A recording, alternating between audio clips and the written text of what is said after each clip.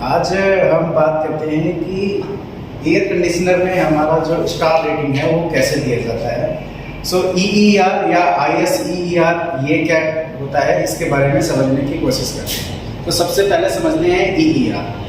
EER का मतलब होता है एनर्जी एफिशिएंसी रेशो।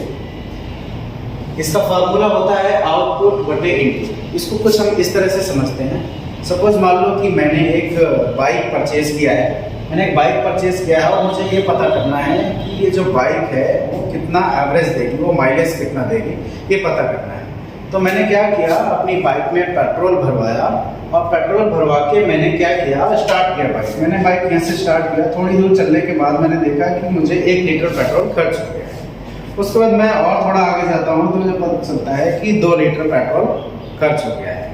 उसके बाद मैं और आगे चलता हूँ, 3 लीटर पेट्रोल खर्च हो गया। आगे और चला 4 लीटर पेट्रोल खर्च हो गया, और आगे चला 5 लीटर पेट्रोल खर्च हो गया। जब मैंने देखा कि मेरी बाइक में 5 लीटर पेट्रोल खर्च हो चुका है, और उसके बाद मैंने जब अपना स्पीडोमीटर या उसके अंदर जो रीडिंग होती है वो देखा, तो मुझे पता चला कि ये टोटल जो मेरी बाइक है वो 300 किलोमीटर चली, यानी 5 लीटर पेट्रोल में 300 किलोमीटर बाइक चली। तो मैंने क्या किया, मैंने देखा कि मेरी बाइक ने कितना आउटपुट दिया। आउटपुट मतलब कितना किलोमीटर गया, तो 300 किलोमीटर गया। तो मैंने क्या किया, 300 किलोमीटर यहाँ पर लिखा, और फिर देखा कि उस बाइक ने 300 किलोमीटर चलने में कितना पेट्रोल खर्च किया, यानी इनपुट क्या लिया। इनपुट मैंने देखा तो 5 लीटर दिया। तो मैंने क्या किया, आउटपुट को इनपुट से डिवाइड किया, 300 को 5 से डिवाइड किया, तो मुझे पता चला कि मेरी बाइक का जो एवरेज है वो 60 किलोमीटर पर आवर आता है।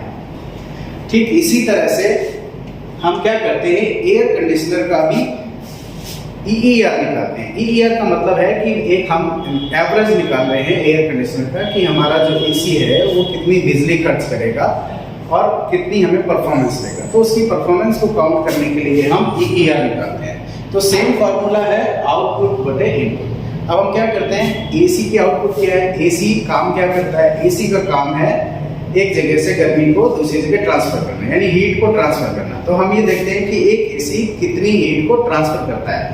अब जो हम EER निकालते हैं ये 1 घंटे के लिए काउंट करते हैं। हमने 1 घंटे में ये काउंट किया कि AC ने कितना आउटपुट दिया, इसको हमने वाट में काउंट कर लिया।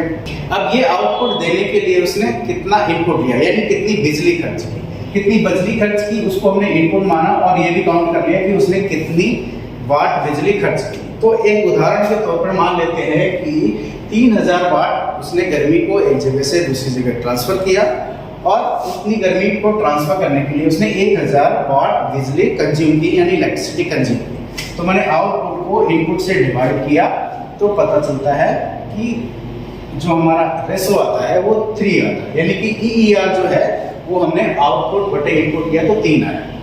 अब क्या करते हैं, ये जो EER आया है, ये EER हम एक चार्ट जो होता है, जो कि BEE जो बनाता है, यहाँ पे BEE का मतलब होता है ब्यूरो ऑफ एनर्जी एफिशिएंसी।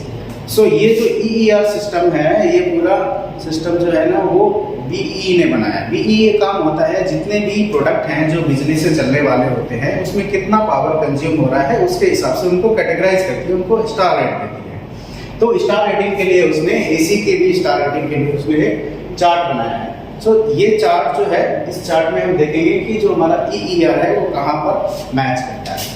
3 जो है वो हम अगर इस चार्ट में देखते हैं तो 3 हमारा इस बीच में आता है। अब हमें ये देखना है कि हमने जो कैलकुलेशन किया है वो किस AC का किया था, स्प्लिट किया था या विंडो के था। दोनों का अलग अलग जो चार्ट है वो बनाया है। ये स्प्लिट का चार्ट है, इधर वाला, और इधर वाला विंडो का चार्ट है। तो अगर हम इस 3 को देखते हैं तो इधर आता है, अगर हमारा स्प्लिट AC होगा तो वो 2 स्टार का होगा, और अगर विंडो AC होगा तो विंडो AC जो है वो इसमें आता है, यहाँ पर स्टैंड करता है 3, तो वो 3 स्टार का। इस तरह से हम EER निकालते हैं। अब ये EER जो है वो 31 दिसंबर 2018 से पहले, यानी 31 दिसंबर 2018 से पहले जो भी AC यूज करता था उन सबका EER निकलता था, और EER निकलने से स्टार रेटिंग पता चलता था। बट 1 जनवरी 2019 से ISEER निकलना चालू कर दिया। अब वो क्यों निकलना चालू कर दिया, इसके बारे में हम आगे बात करते हैं। एक चीज मैं और आपको समझाना चाहता हूँ कि ये EER जो है ये निकालने का तरीका क्या है।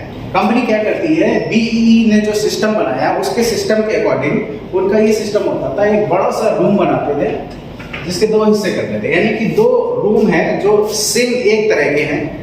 अब दोनों रूम जो है वो सेम एक तरह होते हैं, तो एक को हम इंडोर, एक में इंडोर लगा लेते हैं, एक पे आउटडोर लगाते हैं, यानी एक को इनसाइड और एक को आउटसाइड बनाते हैं। सो इंडोर में हम 27 डिग्री सेल्सियस टेम्परेचर सेट कर लेते हैं और आउटडोर में जो है 35 डिग्री टेम्परेचर जो है वो, यानी एम्बिएंट टेम्परेचर, वो जो एम्बिएंट है उसको उसके अंदर 35 डिग्री सेल्सियस का टेम्परेचर मेंटेन करते थे। उसके बाद एसी को चलाते थे, 1 घंटे चलाने के ये पता चलता था कि उस एसी ने कितना हीट ट्रांसफर किया। सो 1 घंटे का हीट ट्रांसफर हो गया और ये पता लगाते थे कि 1 घंटे में कितना बिजली कंज्यूम किया, कितना इलेक्ट्रिसिटी कंज्यूम किया।